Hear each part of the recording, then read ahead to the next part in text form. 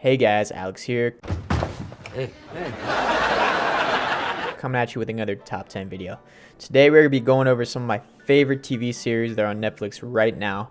I've spent hours of my life binging all these TV shows, so personally, I think they're all definitely worth killing a few hours for, and I'm sure you guys will enjoy them just like I did.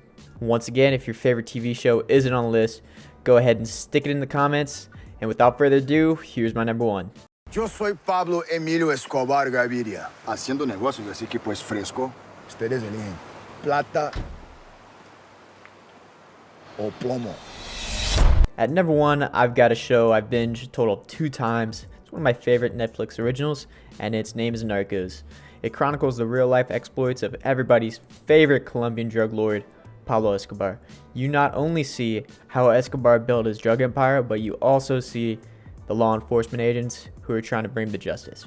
While there are a lot of parts of English, a majority of it is in Spanish, and personally, whenever I see subtitles, I kind of get turned off. But with Narcos, the subtitles didn't bother me at all because of how well the characters are fleshed out in the series.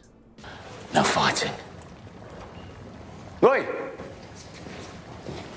No fighting. No fucking fighting. No fighting. No fucking fighting! Good. Get the fuck in. Jesus Christ. At number 2, I have BBC's Peaky Blinders, a show that I personally love because I'm a sucker for historical TV series. So Peaky Blinders is set in the 20s in Birmingham, England, and is centered around the Shelby crime family. The leader of this family gang is Thomas Shelby, and him and his family are out to build an empire with racketeering, bookmaking, and in general just gangster shit. Cillian Murphy, who plays Thomas Shelby, is awesome in this, and even though he's kind of the head of a criminal organization, you do root for him and feel bad when things don't go his way.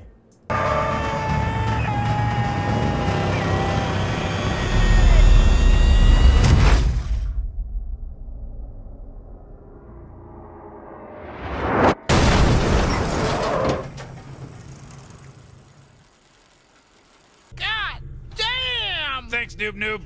And for my number 3, I've got Stranger Things. Originally, I was kind of resisting watching it because I'm not a huge fan of kid actors. But finally, when I ripped the band-aid off and ended up watching it, I was pleasantly surprised. All the kids do a really good job and are really likable. The show's set in the 1970s in a small town in Indiana. And while that doesn't sound very interesting at a glance, once the star of the show, Eleven, comes into play, supernatural stuff starts to happen in the town, and the group of friends are forced to stop it and help their new friend Eleven. Now, say my name.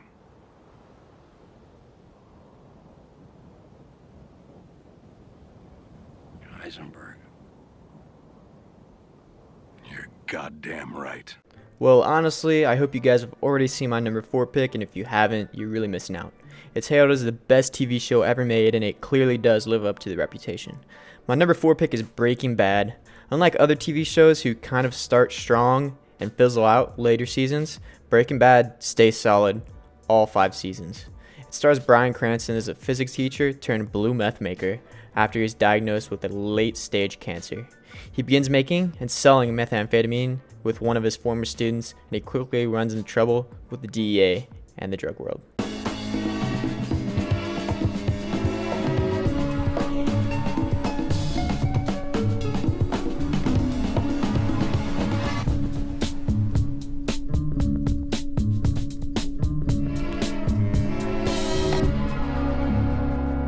Like I previously said with Peaky Blinders, I'm a huge fan of period TV shows, so my 5th pick on the list is Mad Men. It follows Donald Draper, played by John Hamm, a well-dressed 60s businessman who has a mysterious past that frequently comes back to haunt him. The story also follows the Madison Square advertising agency he works at and many of the employees he works with. I think this show is great because you really get a window into how people in the 60s lived, and as the show progresses, you see how the characters in the agency evolve over time.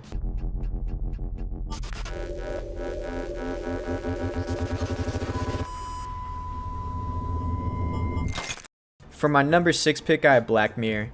It pretty much is the modern day equivalent of the Twilight Zone, and every episode has its own story exploring how technology can come back and bite people in the ass and the darker side of human nature. The only gripe I have with the show is the last season it released was kind of subpar, but I believe all the previous episodes definitely warrant Black Mirror viewing. Mom, what are we doing here? Your father's laundering money for a Mexican drug cartel. Marty, where's my $5 million? Someone's going to die. Relax. I didn't do it! Okay. Everybody just calm down. For my number 7 pick, I have Ozarks, another Netflix original that is much like Breaking Bad. It follows a family man who's a financial advisor that gets too deep into the criminal underworld and starts laundering money for a drug cartel. While this TV show isn't on the level of Breaking Bad, it definitely is a thrilling show where you're always rooting for the main character, Marty, and his family, even as they get farther and farther into the rabbit hole with organized crime. You're my dad? I almost put you in my mouth. I didn't ask you to do that.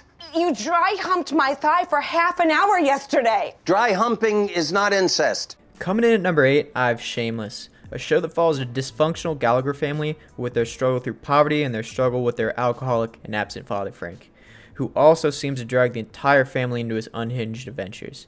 Each episode presents a crazy problem that the family gets into, and you watch them grow and adapt to living in an impoverished Chicago neighborhood. This show really is fun, and it'll make you laugh at every turn, but also has some really tear-jerking moments. Hello? Dexter, I need you to go to an all-night pharmacy right away. I'm kind of in the middle of something. Whatever you're doing can wait. Kids. At my number 9, I have Dexter. Surprise, motherfucker. It's about a forensic scientist with the Miami Metro Police Department during the day and a serial killer at night. The only catch is he murders people that he deems to deserve it and other murderers, so he can't be all that bad, right? But on his quest to catch other killers like the Ice Truck Killer and the Trinity Killer, his serial killer ways begin to get harder and harder to cover up. Dexter is a fantastic show, and one of my favorite parts is the relationship he has with his sister, who also works for the police department as a detective, and the lengths he goes to hide his serial killing hobby from all his friends and coworkers. The road to power is paved with hypocrisy and casualties. Never regret.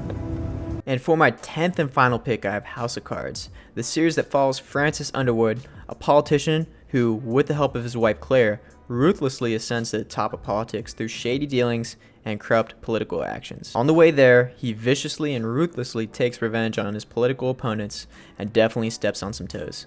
Although in recent years it turns out Kevin Spacey is a real gross, rapey dude, it doesn't mean he can't act. His character is cunning, charismatic, and has a sick southern accent that sounds cool as fuck. At points you want him to succeed, but at other points you will catch yourself thinking, wow, this dude's kind of a scumbag. Well guys, that wraps up my top 10 TV shows on Netflix. As always, if you enjoyed the video, go ahead and leave a like and smack that subscribe button. And put those TV shows I missed down in the comments. Thanks for watching guys, have a great day.